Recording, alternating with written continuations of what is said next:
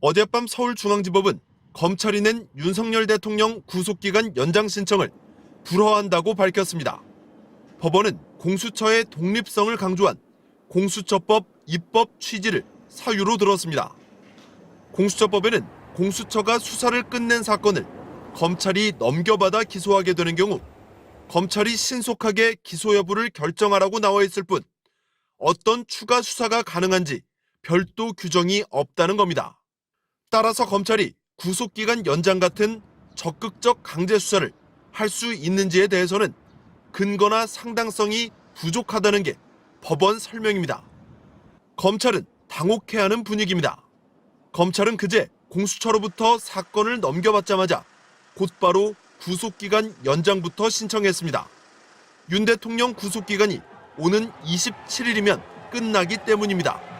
검찰은 다음 달 6일까지 구속기간이 열흘 연장될 것으로 보고 다음 주쯤 윤 대통령 조사를 준비하고 있었습니다. 중앙지검 소환조사와 서울구치소 방문조사 등이 검토됐던 것으로 알려졌습니다. 하지만 법원 불허 결정으로 늦어도 내일까지는 윤 대통령 조사를 해야 하는 상황이 됐습니다. 구속 기소를 위해서는 내일까지 기소 준비를 끝내야 하기 때문입니다. 이르면 오늘 윤 대통령 조사를 시도할 가능성도 있습니다.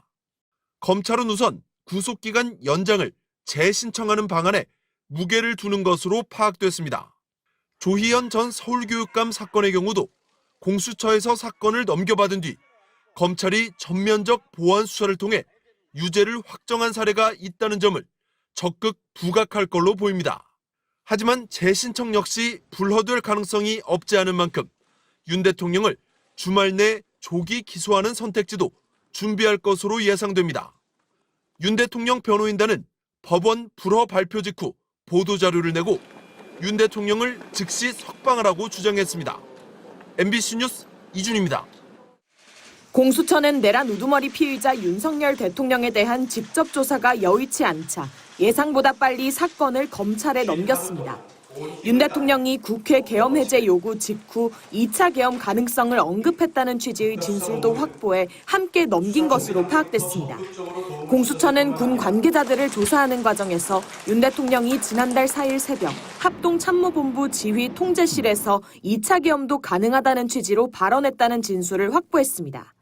국회가 비상계엄 해제 요구안을 결의한 직후인 새벽 1시쯤 윤 대통령이 계엄사령부 상황실이 설치된 합참 지휘통제실을 찾아 이같이 말했다는 겁니다. 앞서 이진우 전 수방사령관도 윤 대통령이 계엄 해제 의결 이후 전화를 걸어 해제됐다 하더라도 내가 2번, 3번 계엄령 선포하면 되는 거니까 계속 진행해라고 지시했다고 검찰에 진술했습니다. 홍장원 전 국정원 1차장도 국회에 나와 개인 의견을 전제로 2차 계엄 가능성이 컸다고 했습니다. 대통령의 의지를 가지고 있고 장관도 김영현 장관의 영향력 안에 있는 사람인데 계엄 관련된 부분에 군 지휘관들이 모두 다 건재하다고 하면 언제든지 다시 모빌라이즈할 수 있다고 상했습니다. 공수처는 윤 대통령이 당시 김용현 전 장관에게 국회에 얼마나 병력을 넣었느냐고 물었고 김 전 장관이 500명 정도라고 답하자 윤 대통령이 거봐 부족하다니까 1000명은 보냈어야지라는 취지로 말했다는 진술도 확보한 것으로 전해졌습니다. 공수처의 이 같은 수사 결과는 계엄 당일 280명의 소수 병력만 국회에 투입했다는 윤 대통령과 김 전 장관의 발언과도 배치되는 내용입니다.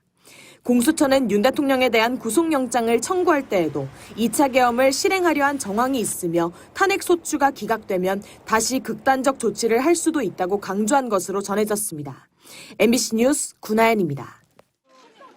오늘 출석은 윤석열 대통령 뜻이라고 했습니다. 대통령 의지입니다.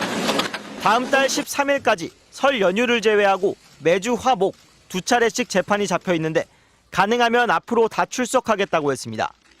체포되기 전만 하더라도 신변 안정과 불상사가 우려된다며 나오지 않다가 구속이 되자 태도가 바뀐 겁니다. 먼저 수사를 피하기 위한 심산으로 보입니다. 윤 대통령은 체포 직후 첫날 조사에서 본인이 하고 싶은 말만 하고 진술 거부권을 행사한 뒤 모두 4차례 출석 요구에 응하지 않았습니다. 어제는 공수처 수사팀이 강제 구인에 나섰지만 윤 대통령이 거부해 6시간 만인 오후 9시쯤 빈손으로 철수했습니다. 변호인단은 그때까지 윤 대통령과 함께 탄핵 심판 변론 준비 중이었다고 했는데 수사를 피할 명분이 생긴 겁니다. 탄핵 심판도 지연시킬 수 있습니다. 다음 달 초면 윤 대통령은 내란 우두머리 혐의로 형사 재판을 받게 됩니다. 탄핵 심판과 형사 재판이 동시에 진행되는 겁니다. 윤 대통령 입장에서는 재판 일정이 너무 빠듯하다고 이의 신청을 제기했다 기각당했는데 또다시 문제를 제기할 수 있습니다. 재판부에서 충분히 논의를 거쳤습니다. 변경하지 않겠습니다. 이상입니다. 오늘은 증인도 24명을 무더기로 추가로 신청했습니다. 한덕수, 최재해, 이진숙, 그리고 인적사항이 특정되지 않은 투표관리관과 사무원입니다. 비상계엄이 야권의 국정 운영 방해 탓이라고 주장하고 망상이라고 비판받는 부정선거론을 되풀이하겠다는 의도로 풀이됩니다. 헌재 재판을 통해 지지층을 결집하겠다는 겁니다. 윤 대통령은 끝까지 싸우겠다, 유튜브로 지켜보고 있다며 극렬 지지층들에게 계속 메시지를 내고 있습니다. 대통령의 일관된 사법 시스템 부정행위가 결국 1월 19일 새벽 3시부터 6시까지 서부지방법에서 벌어진 그 시대의 폭동행위로 이어진 것이라고 봅니다. 탄핵 심판 법정 출석 영상은 다른 재판과 달리 전부 공개되는 만큼 지지층 결집 효과는 제한적일 걸로 보입니다. MBC 뉴스 김상훈입니다.